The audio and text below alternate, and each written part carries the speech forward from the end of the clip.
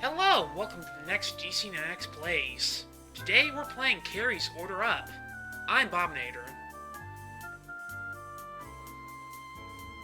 I guess we'll just do this in any order imaginable here, because this is Snarboo. I'm MisterArgent. And I'm Carl. So this is a recent game that a friend of ours, TheGunheart, and occasional contributor, has let us know about. It's a very retro-style arcade game, kind of in the style of something close to the early 80s, with the more significant style art style, and I've had a lot of fun with this game. I'm kind of terrible at it, but I've had fun with it anyway. So have you guys ever played this before? Do you know anything about it?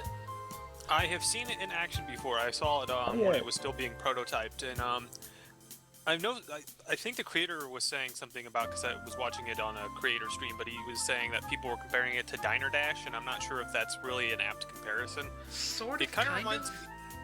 Yeah, like I can definitely see the comparison there.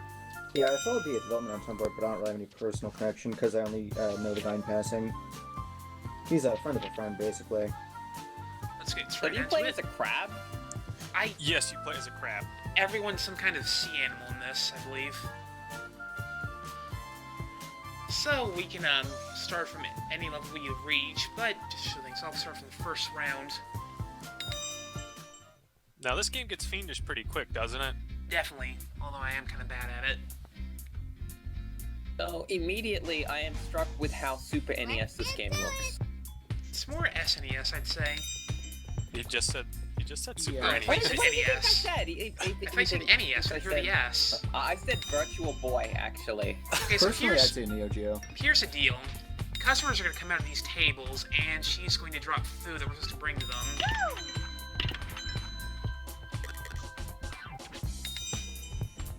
If we hit a customer, we die. We don't die, but we get a miss. And if we take too long to bring them their food, they get mad, and then we get a miss. Now you can only carry food or dirty plates, right? You Right. can't carry both. Customers will drop plates when you bring them food, and if you go buy a plate, you'll pick it up, even if you don't actually want it. And when that happens, you can bring it to the dishwasher. Now what happens if you have too many dirty plates out? Is there just nowhere for anybody to sit and they get mad? I'm assuming that's how it works. I'm not actually sure. These sloppy bastards, they just throw their tips on the ground. Pick them up, you crab wrench. I have a question to ask. Is it possible to shift the food that's already in your hand? Like, is there a button for that, or is it I don't just... think so, but it it's doesn't just matter as whatever long as it's order in you your have. hand. Okay. So here's the deal. If we spin past customers, they won't hurt us. But you can only spin so much, or else you fall over and get a miss. You get a warning when you spin too much, you need to give it a second to cool down. Like, Now, if you overspin, does that hurt you? yes, you'll fall over and get a miss. Okay. You'll start flashing red if you're about to fall over. Even if you're not carrying plates. Right. And some customers take up more of your cooldown than others when you go past them, because they're bigger. Makes So sense. yeah, it's just the big and small ones. I like the angry looking, she's not a crab, is she like an octopus or something, the chef? I think No, that's an lobster. octopus, yes. I think. I've got two answers here. I Note like that we her can't overall. stop once we start moving. Oh, so So it's like the only way, Pac-Man. yeah, the only way to stop moving is to hit a wall. Is that right? No, Oh. you kind of just automatically turn, like Pac-Man. No. I really like that hammer to choke, dude. Yeah, with the eye patch. It's pretty nice. Yeah, shark's always a plus for me. Okay, you'll notice their speech bubble is turning red, which means they're about to get mad. Like I said, if you take too long, they get mad, you get a miss. So don't do that.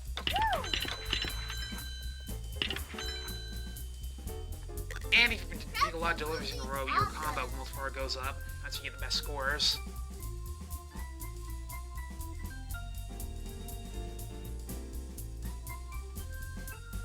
Ready to work.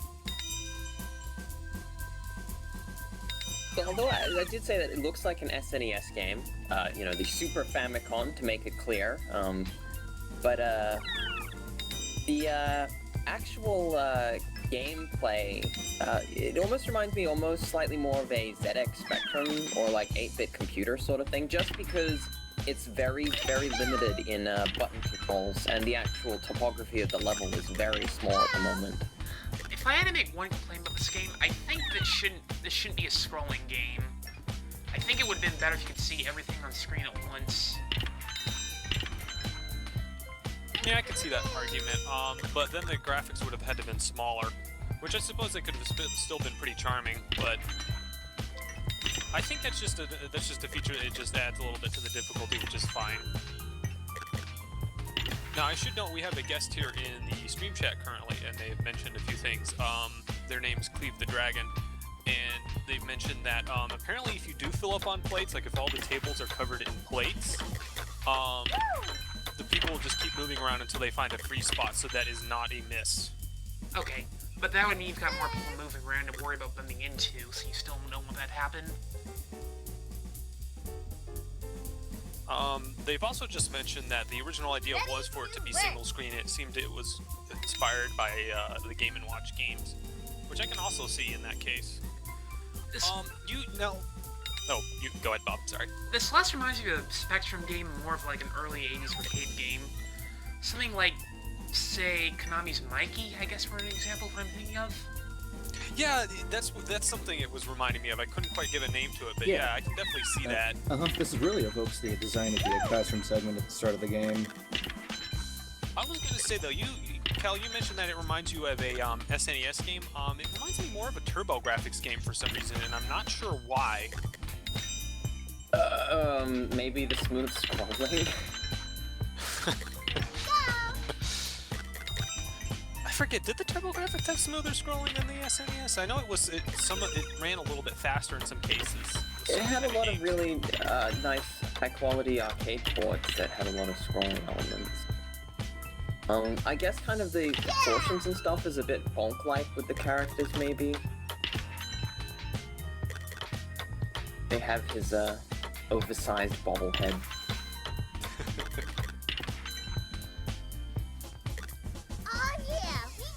You're doing really good. Like you say, you're not very good at this game, and then you're just blowing through these stages like they're nothing. I noticed. He's setting our expectations low so that he can, you know, overshoot them. Usually I'm worse at games than I stream, so I'm kind of pleased. Maybe you've just gotten used to the game. I mean, you've been playing it for a while, I assume, so. There are 20 rounds to this game, and I believe there's an endless mode you unlock at one point, but I have not finished the game. I was gonna ask if there were bigger coins than the gray ones, and then a gold one showed up. Those are worth 5. You need 40 to clear a miss, those are useful. What country do they live in where they have a gold coin worth $5? I have no idea. They still use silver and gold, so that should tell you everything you need to know. But they use a dollar sign, so... Hey, we use silver and gold down here in Australia. Well, technically, if you count dollar coins, those are silver. It varies. Oh, nearly hit that guy. So see, this is where it starts to get tricky. I kind of like this, though. I like the multi-level screen. Well, I do think once you sort of expanded out into this sort of larger area, I don't know if the proposed Game & Watch sort of single-screen stuff would have worked properly once you get to this sort of scale. Because you would rapidly run out of space, and then you would have Game & Watch style characters, very small characters that wouldn't have as much charm to them. Yeah. The large sprites look really good. They've packed some nice animation work into this, and everything's nice and detailed. Also, the food looks reasonably tasty, which is very important for this kind of game. Yeah. Well, we've got all the staples. It looks like, I don't know if that's a donut or not, but you have pancakes, you Looks have like there's steak, eggs, burgers. Some kind of cake, I think. Yeah, probably a cake. So you got breakfast, lunch, and dinner.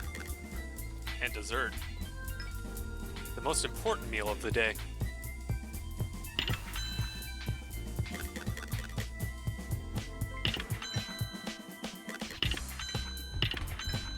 you just call cake the most important meal of the day? Is he Yeah. wrong? Yes, cake is terrible. It's an abomination. Are you more of a pie man? Because I've discovered that people either prefer pie or cake. I don't like pie. I don't like the way this filling smells out. Well, you know, it's like feasting on the corpse of your vanquished foes. I mean, what's not to like about that? I think both pie and cake are okay, but they both frustrate me because they're basically impossible to get off the serving tray in a photo-perfect manner. Like, I always screw it up somehow, and it always annoys me because I like my food to look good. That's why you wait until all the cake or pie slices are gone, and then you take a spoon and you scrape out the leftovers. Because I'm a highly vapid individual. What does that have to do with photogenics if you're, like, taking the most unphotogenic, like, crumbs from the bottom of a tin? I'm not sure, but really, that's one of those foods I never waste if I can help it. But, Actually, I try not to waste any kind of food, really, because that's just not nice. I'm liking these green... Are they seahorsemen? Oh, crap. I think they're eels. They look more They- like moray or something. Uh-oh. Your first loss of the stream. You've done really good, though. I get 3 misses Whatever for game their over. characters, I like their expression. They look like really dilapidated businessmen when they sit down. They're just like, oh, sweet Jesus. Like, Yeah, they seem to be very stressed out. Now, something I have noticed is that with the expanded screen, when a patron moves further down, you can sort of see an arrow before they sit down, and then you can see the tops of their head. That is very good design. Like, this is about as big as the space could be without having to use like special arrows and like a mini map or something. Although I will say it would be nice to be able to see like a speech bubble with the food item they want. Or at least a timer or something. I don't know, because the food does tick down, so you have to like manage the You can't space. see it, you actually have to be near them. Or they have to be on screen. Right. Well, But I I mean, think even when you're maybe off what screen- you're saying is once they went to red, it'd probably be nice if it brought up like an indicator that they were going red, even if they're not on the screen, just so that you know that you have a customer in red at the moment. Right. Otherwise, it's good that you can see everybody. Hey, it's that thing that you said. Right. This game's good about playing stuff, which I appreciate. I like how the different customers move differently. Like, whales are super slow, as you might imagine. Yep. And those dudes in the Hawaiian shirts and the sombreros, I don't even know how to describe them, but they're not the most awkward, but they make large strides. Oh, Okay, so I should add an addendum here. The guest we have in the chat is actually the creator of the game itself, and they've mentioned some interesting behind-the-scene details.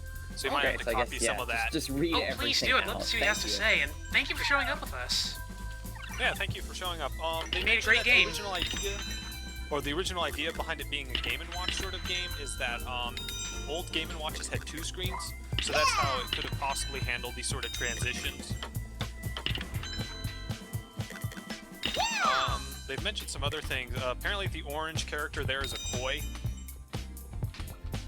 They've also mentioned that testers seem to get really good at the game after a while. Like it starts off kind of rough, and then they slowly sort of adapt, and then they It's kind of how once my you see the experience game. went, so...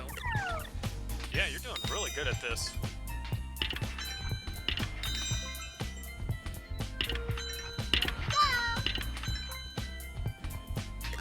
So I guess since the creator is here, is this currently on Steam Greenlight? I'm curious if you're trying to get this onto Steam, because it definitely looks like it would fit. Like I mean, just about any game these This days wouldn't can really fit on Steam. It's not terrible enough.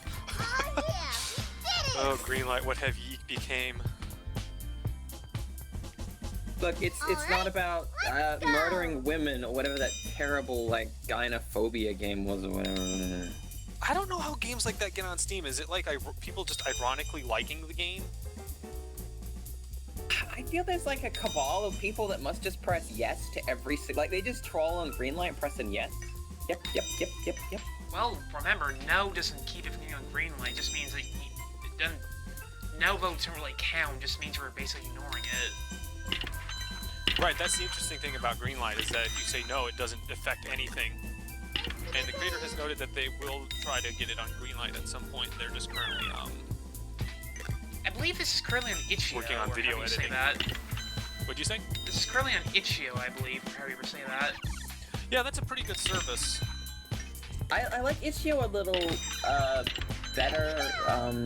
Like, they kind of, I felt like they got too bloated in terms of the content, because it isn't, you can, like, everything goes website, so it's very tough to find something good on there. Do they have a 'cause rating you got- system of some kind? Can you weight it that way? Like, I'm actually not sure if there's a rating system. Hmm. They just added it according to Cleave. yeah, they Okay, just so- added in forums. I died, but my gold meter was full, so I went anyway. I just have a miss.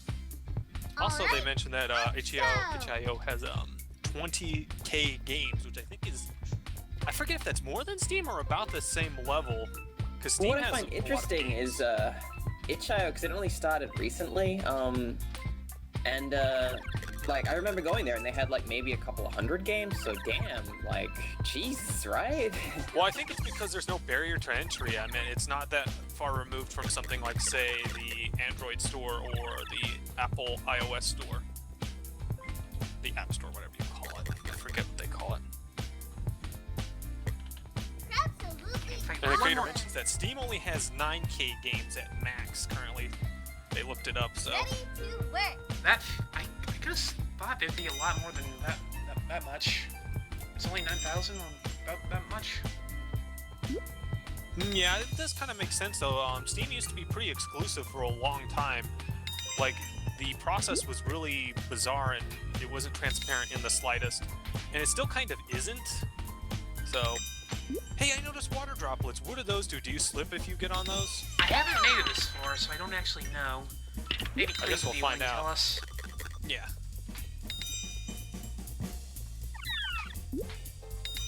I like this game a lot, in terms of, this reminds me a lot of one of the games that I really liked on Steam, which we did a thing on, Whoa Dave, you know, that whole...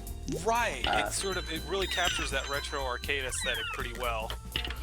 Yeah, like, it really feels like it captures not just the, sort of, like, sensibilities, but also the nuances of the, sort of elements, rather than just, hey, it kinda looks like a thing that existed once. I think you can get away with that with an arcade game a lot better than you can other sort of systems because the arcade hardware was so weirdly specific and customized that you could have something really bizarre Yeah, in a lot that you of otherwise cases. would never see. Yeah, in a lot of cases, the hardware is customized to the code being ran rather than vice versa, which is what you usually see on the home systems and stuff. Yeah, it's a bit easier to get away with than, say, the NES. Because the NES has a very specific kind of hardware you have to work with. We have received confirmation that Steam has about 5.6k games as of earlier this year. Wow. Does that count And DLC, and I it's wonder? considered... Oh, sorry, Bob. What'd you say? Does that count DLC, I wonder? Probably not. There's a way to sort it by just games. I was gonna say though, and that's even at that low a number, it's still considered way too bloated, and truthfully it is, but it's more an accessibility, discoverability issue, because the store is kind of very confusingly laid out and set up.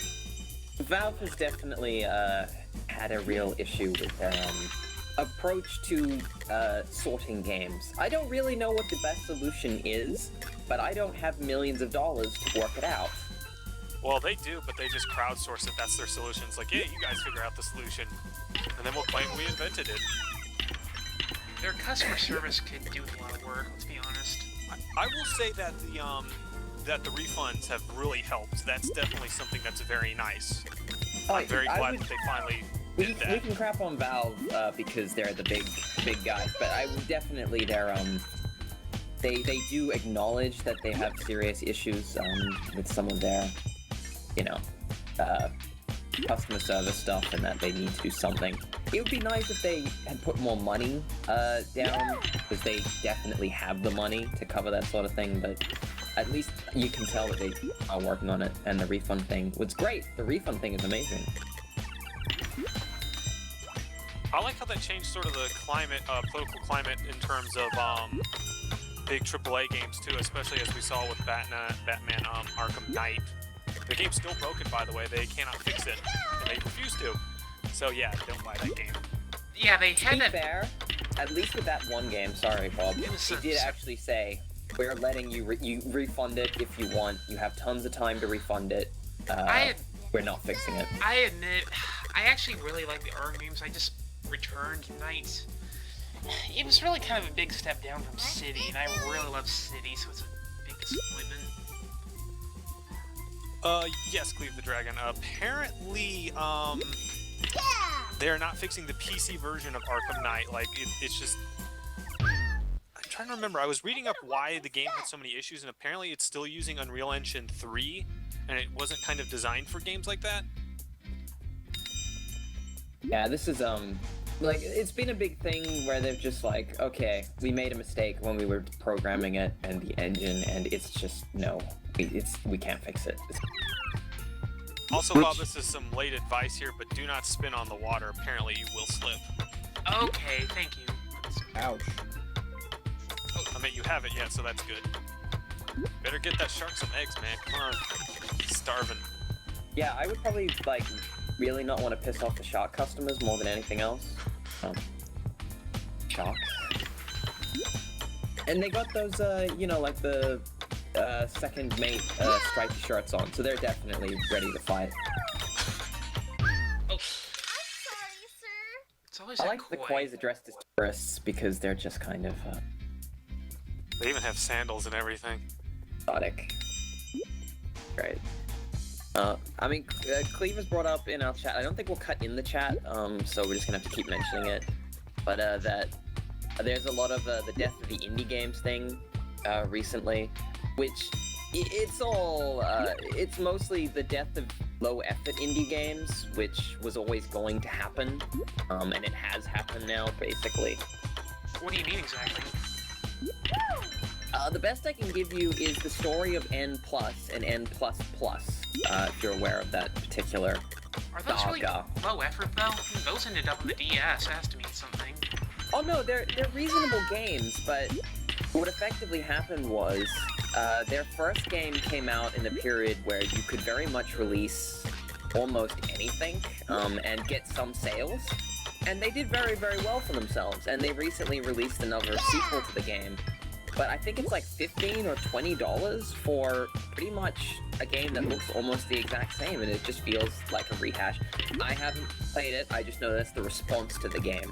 And then they're sort of, and they released it exclusively for the PlayStation 4, I think.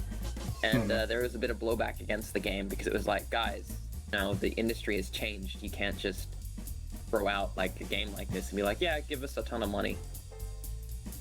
And on the Yeah, other that's a end, really nice feature there that you I can didn't know actually about pick up that. things. Oh, cool. there's a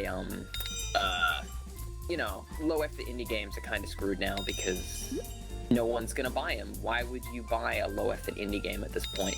Because On the other hand, we're seeing even below low effort games. Like, we're seeing just trash, and they can probably make their money back just by being able to put on the Steam store and getting maybe like 5 sales. Yeah, you can just Yeah, make like some just like the default stuff- assets in Unity and just plop that out. Stuff that blatantly pops off more popular releases like Bloodbath Kafka's and all that. I hey, wanna like Bloodbath Kafka Bloodbath, seems 'cause like that's- it's that game looks genuine. I really think that game has effort put into it. Like It I just happens to be a huge clone of an existing game. That's the problem. I mean, not Yeah, that there's necessarily anything bad of that, because that was basically SNK's whole business model in the 80s. Most of the time, the releases were just responses Well, to what stuff. what SNK would do is they would take an existing game and then make it ever so slightly better or more unique. Like, say, Akari Jeez. Warriors to Commando. You did really, really good. Yeah, basically. I'm thinking of like, okay, so they took Cabal and they did NAM 1975, I think, whatever it was. That's a really good game. Yeah, and they took Xevious' basic concept and made Alpha Mission out of that. I like that endless art. That's really fun. Yeah, I like that. What were you The saying, Bob? Infinite Pancake. Since we just unlocked Sword, I might as well try that out and see how that goes. Make sure you check your time after this. It's a special request from Cleave. Check the timer? Yeah, your record's time once you've done this endless. So, I mean, the thing about the clones in Steam is, one thing is that because of the refund service now exists, low effort games are in a lot of trouble. Because if they get anyone who even gives like half a damn about their money, they'll just press the refund button. And you have to be careful to make sure your games are longer, or else people can refund them as soon as they finish them. Now that's something that I haven't noticed whether that's true or not, as I've been reading various indie responses. They're pretty strict about that. You have to turn in for 2 hours. So. Well, the thing is, if a game is fun, the truth is, if a game's fun, most people that buy games are happy to, have bought it. They're not going to return it just because they, they got through part of it. It depends on the kind of game. Like, if it's a story-driven game, some people are okay with that because it's like a movie or something, or a television show. I mean, if the price is low enough, they probably won't refund. If it's an arcade game or something like that, like Downwell, yeah, that one's just, you're gonna keep playing it because it's so addicting. Some of that's meant to be replayed over and over again, so... Right. Oh, you better get those plates to the sink. Can those fall over if you put too many plates on a stack? I don't know.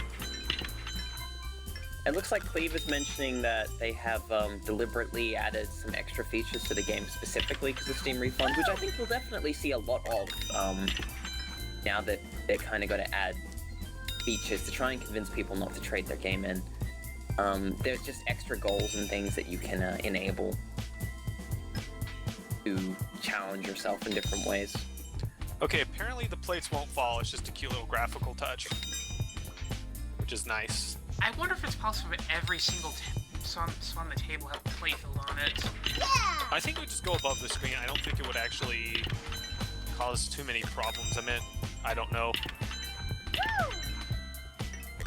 Also, Bob, apparently you don't need to shuffle the plates in some cases. It seems like as long as you just have that item in your stack, you'll give it to them. Right, I just like to wait for more people to sit down before I start bringing up the food. Right. Oh! No. Let's see if we can Oh. at least beat high score on this, which is $1,000. Broke all the plates, you idiot. I got greedy. What I'm wondering is, should there be arcade-style power-ups in here? You know, like roller skates that make you go unreasonably fast or something? But wouldn't that be a power down, though? You already move pretty fast. I'm just trying to think what would a power-up be, a good power-up for this sort of game? Would it be like armor so that you can run into one customer, or it's like a IOU or something, rain check, free I deal? almost kind of wonder if it'd be interesting to like a minor upgrade system, like make customers more patient. I could see that in an extended mode. I think for the base game and the endless mode, you don't need anything like that. I think for what this game is doing, you don't need it. I'm just thinking ideas. Now, the creator notes that they did actually consider a power-up system, or power-ups in general. I'm not sure what their thoughts were on that. I'm not surprised. Which is one of the reasons I brought it up, because it certainly looks like something that you could do. Were there any other ideas that you thought about that you didn't go with? I love hearing about stuff like that. So They actually do mention a power down of some kind, as well as a meter to make, or a power-up to make patrons more patient. Customers, whatever you want to call them. I mean, this is a sit-down restaurant, so... yeah, customers, diners.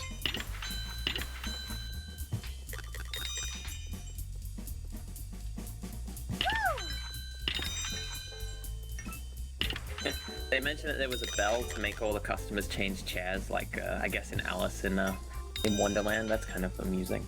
That sounds like that would actually hurt you, because then you have everyone running around. Right, that's a power down, they noted.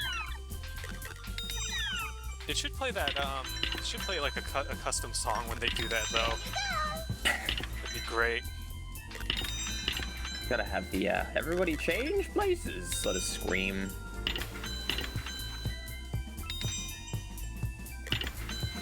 Yeah, I can see the argument that, it might actually be too distracting, as the creator here noted. Because there is a lot going on. There's a lot of, like, sub-mechanics, like being able to pick up items while spinning, the water droplets in the later stages, the larger screens, that sort of thing. I like things to see now because the game has a certain simplicity to it I like. It's like Ikaruga, you know, where it's immediately clear what the game expects of you and what you need to do. Look at this guy here calling Ikaruga simplistic. What an asshole. I mean, it's not a simple game at all, it's really transparent in terms of what it expects of you and how it's played. It's a very specific playstyle. That was one thing I did not like about Ikaruga, is that there's not a lot of strategy. Yeah, Ikaruga is definitely more of a play the game the way we wanted you to play it game. There was no freedom of choice in that game. Kind of bad about that with their later games. Like you have to play their games in hyper-specific ways. Like, in fact, a lot of big action-y devs like Platinum kind of do that sometimes too. No, I mean, maybe it's the fact that I really hate the overly complex late 90s shooters like Dodonpachi and Raiden Fighters, but I honestly really like Ikaruga for just how Is transparent. Dodonpachi that complicated compared to other arcade games? Yeah, to reach the true final boss, you have to beat the game twice without dying or something stupid like that. Oh, right. Stop killing customers, Bob. It's more like they're killing you. Yeah, this is physical assault. She should Well, like all the consider other calling customers police. get thrown out of the restaurant when you run into someone. I will not bear my shame alone. Okay, that's my fault. Gotta watch my step. Oh boy, you panicked. Now you're gonna get eaten by a shark. What a way to end a workday. Do shark eat octopi? I guess I can't see why they wouldn't. Alright, Cleave wanted me to look at what now? you The got high records. Specifically, which customers are your least favorite, as in the ones you ran into the most? I like those are very charming little pictures. They feel extremely SNES, like they were ripped right out of Project J or whatever. Okay, so once you're done looking at the scores, try looking at the records. AAA. Ah, the classic name.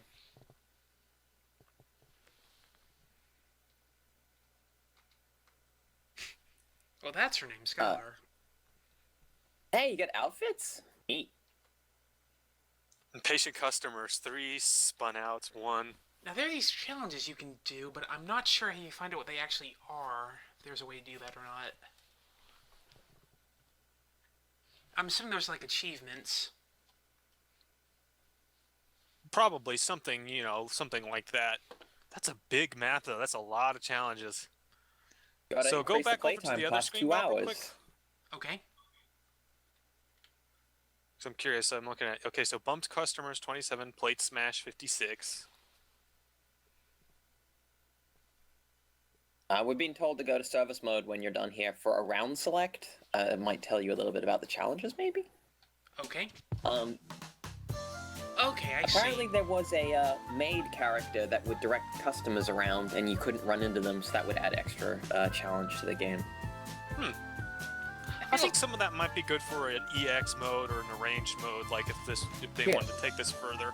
I think the base game as is works. Yeah, definitely. Yeah, so those are the challenges then. You have to get those things per round. And you can start wherever you want, so you don't have to score single credit your way through it. So I will give this Uh, one more try and see how far I can get from round 11. Okay. and Let's it get looks like you can unlock costumes from getting high scores in endless mode, I believe it is. I'm hoping for the Tyrus Blade outfit. That's always my favorite. I'm Gilius trying to imagine what Thunderhead. that would look like, and I'm not sure I want to know. I'd rather see Gilius Thunderhead because Hey, then she'd have the golden axe. You know, there should be a cheat that lets you play as the weird buff eagle dude from Golden Axe 3. Okay, spoilers with that boss. It's actually the king who's been cursed to be turned into a griffin man for some reason. That's You know, not very good you're gonna curse. I have mean, pissed off just one random person. They'll be like, "What the hell? Why'd you I mean, put a Golden X3 spoiler in the middle of your Carrie gameplay?" you know, I just gotta say, being turned into a buff Griffin man really isn't a very good curse. Like, that actually Well, sounds he's also useful, 'cause brainwashed. you could, like, It's not, you could you know, also, like, he's a slave. Okay, I he's didn't not even just see the her. buff Griffin man. you could be able to fly. You could get really good at throwing things at people. Yeah, Like- she really sideswiped you that one. If Good luck with that. if they wanted a good curse, like they should have made it so that the king somehow has Lego materialized beneath his feet every step he takes. That's a curse. That's actually good. That's a pretty serious curse. You crawl around at that point. I just like the way that everyone you'd be is so polite to you, even the hairy caveman. I feel like that's a translation issue because Japanese as a language is pretty polite. Well, there's no actual errors in the translation. It was a weird thing. Right. It's all grammatically correct and everything.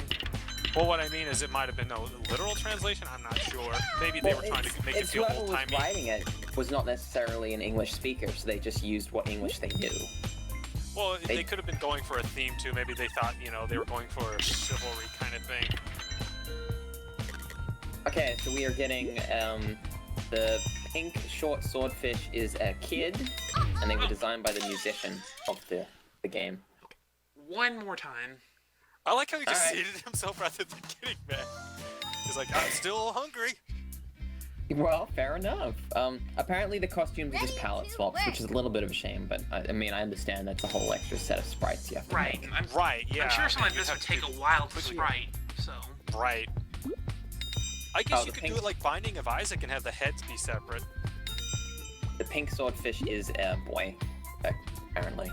That's how Holland Miami does it too, like with the separate heads and bodies for the different masks. But still, you'd have to animate the bodies, and that has the most animation. Yeah. It'd make more sense to do different heads. And with how Can't do this, that. and with how the perspective is in this versus Hotline Miami, stitching everything together would be an absolute ogre to do. You're losing it, Bob. You're out of the jam. This reminds me you're of when I getting do a too greedy. really good run in Downwell, and then I just like fuck up and die on the very first like sub area. That's the thing with roguelikes. You always think you're doing well, and then something happens to just kill your groove. That game's actually a lot more skill-based than most roguelites I've noticed, especially since all the stuff you unlock you don't need to beat the game. You don't unlock any new weapons or abilities, you just unlock alternate play styles. And while some of them are kind of nice, they aren't necessary to win the game. Like the base style will get you through the entire game. Although I think it's more the enemy placement that I don't like in that game sometimes. It can get really random.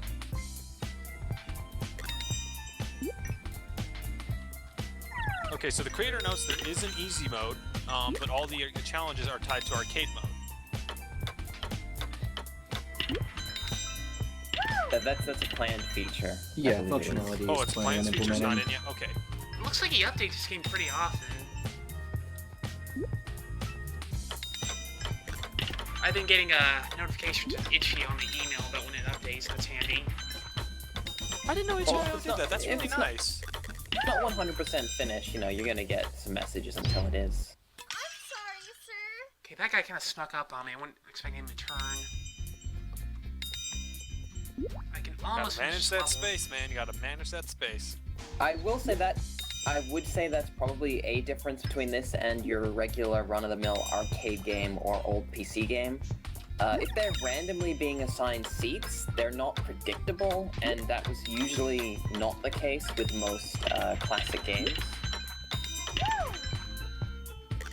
Usually, you know, even the Ghost of Pac-Man, even though it took them like 20 plus years to figure out the AI of all of the Pac-Man ghosts, they did have a sort of specific behavior that you could predict, whereas these guys are all going to run out and just kind of arbitrarily go where they're going. Right, their differences are how they move. They all have different movement patterns. Right, I don't mind the Faster. randomness necessarily. That does kind of go against the arcade ethos, I guess. Like, maybe each stage has specific seats for each of the characters, but even so, I imagine it's a lot easier to design it as around a sort of random system. Because then you don't have to plan out the waves for each of the levels. Well, planning out the waves would be insane, but I think it's more, there's no real way to define where they're going to go to the player. You just have to hope that you are gambling that they're going the direction you think they are.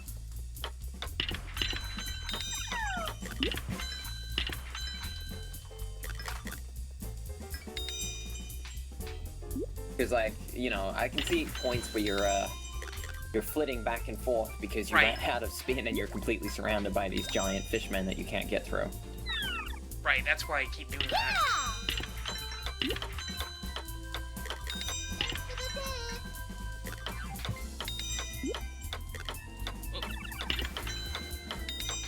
Can I make it? Yeah. I'm actually not listening to the music right now. Is the music good? I'm assuming it's alright. It's decent. There's only like one song, but it's pretty decent.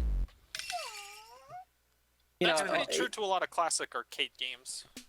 yeah, the only time I would expect different music is different music between the stage sizes, the different stage blocks. Alright. And that is the game, or at least as far as I can get right now. I will try to have to get back in here and finish it sometime, because I'm halfway to the end, at least for the regular service mode. And that is Carrie's Order Up. If you dig those older style arcade games, I would totally recommend it, as I love fun with it. What do you guys think? I didn't play it, but it looks fun. It probably will end up at Steam on some point, so definitely vote for it on Steam. I Or will. greenlight when that happens, because that'll be nice. Looks solid, looks nice. What's the price? I haven't checked it. Like, I'm not actually sure because I actually got this game as a gift thanks to the GunHeart. So I can actually look that up right now, so give me a moment. I'm sure someone's gonna tell us what it costs. That's what's gonna happen next. And while we look at the squiggling crayon background. I think if there's anything that that background reminds you, it's Yoshi's Island. I think that. Had Yeah, that I was thing getting a lot. serious Yoshi feel. And again, that's why it sort of feels me to it feels like an SNES game. It has all these like SNES. We've been confirmed that it is $2.99, and that's can't possibly complain at that price. Like for Oh, you know, definitely. Right, exactly. that to me that sounds like if you were gonna play this as an arcade game in an arcade, $3, fine, great, fantastic, well worth it. Probably recommendable. Good deal, Highly content for the recommendable. price. So.